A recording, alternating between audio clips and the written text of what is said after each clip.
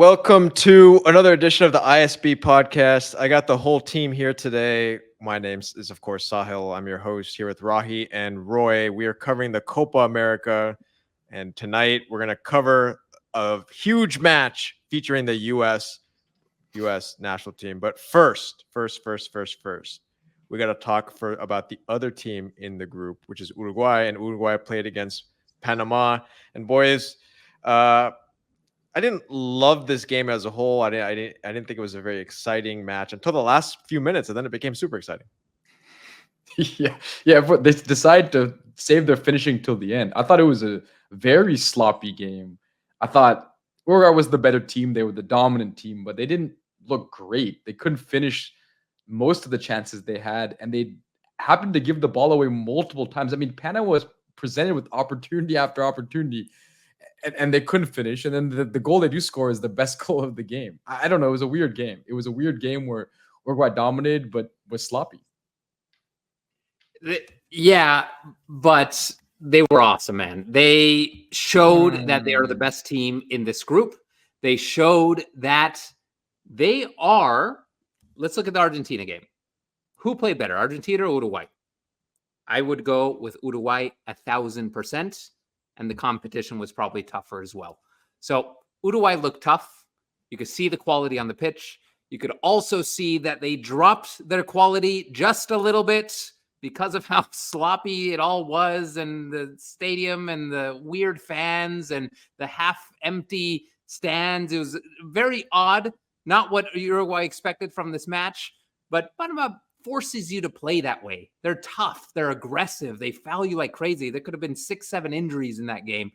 So naturally, did you say Uruguay was awesome? Sorry, I got to jump in. Uruguay was not awesome, man. You must have been watching a different match. I did not see it. From minute 0 to minute 95, it was clear they were the better team. All right, I want to hear from the fans in the comments. Please put in your comments if you thought Uruguay was awesome. Except for Uruguay fans, I did not feel that. I don't know, but yeah.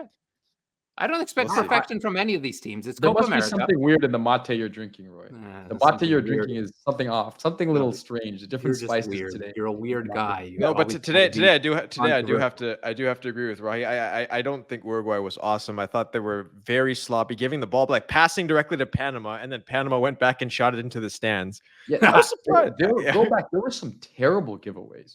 The kind of stuff you don't see from Uruguay ever. Like terrible giveaways in the back. Yeah. I mean, the U.S. did the same thing, but we'll talk about that in a second. All right, let's talk about that. Anything more to add about this match? No, I just think that you see weaknesses, right? So Bielsa has them pressing high, which makes sense. That's how Uruguay, that's how he plays. But in the back, they looked very vulnerable for an Uruguay team that generally is known for defending very, very well. Panama had chances, man. They had chances. Yeah, I think they were just surprised. I think they were surprised by, I wouldn't say the quality of Panama, but they were surprised by how quick and aggressive they were, how hungry they were to score, how not comfortable.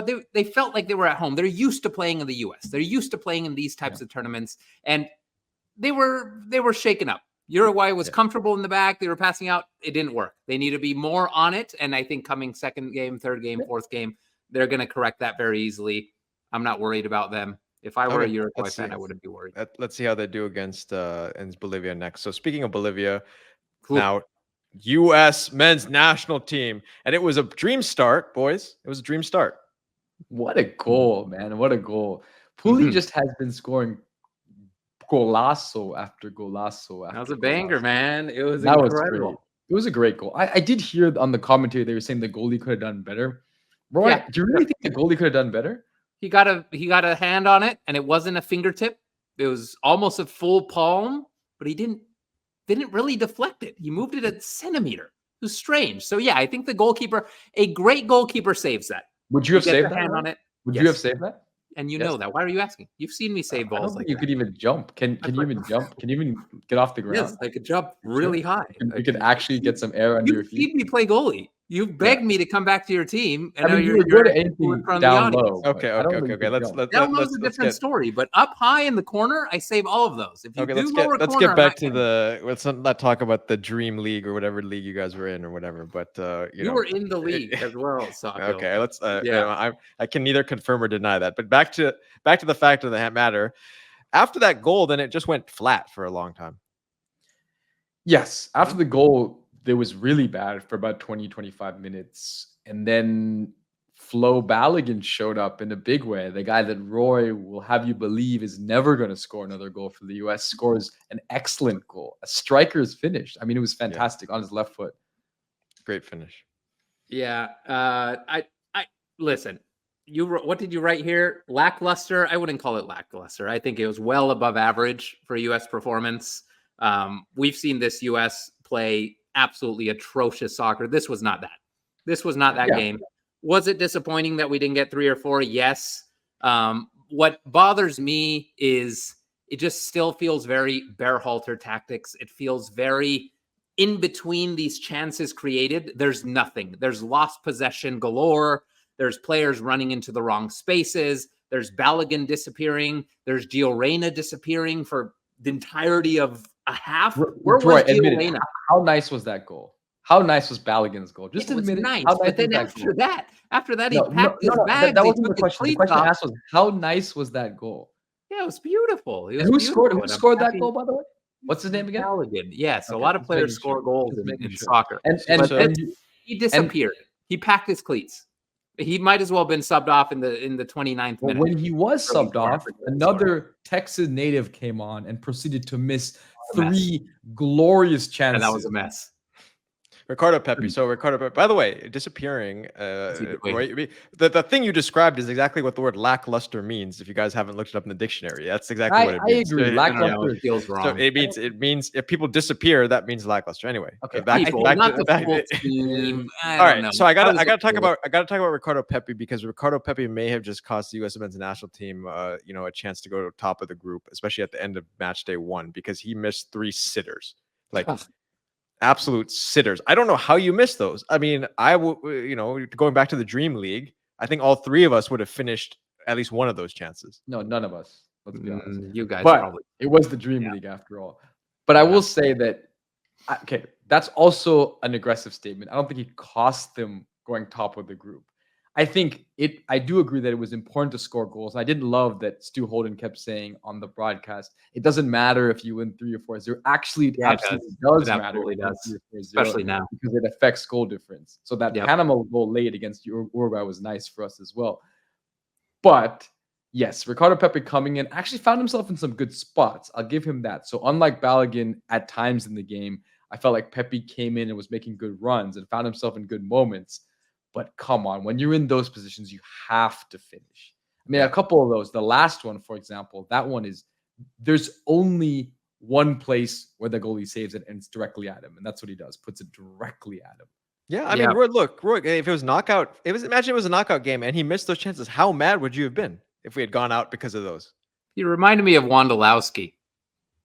Yeah. Reminded me a lot of Wondolowski vibes here against Belgium back in the day. I'm sure you all remember, but those misses were bad. They're worse for him than the team. I don't think. I don't think it would have made a massive. We'll see, but I don't think a 3-0 is going to be the difference at the end of the day. But for him, he has proven that he's not the starter. There is no straight starter in this game. There's no guy that we have to say this is the guy we go with.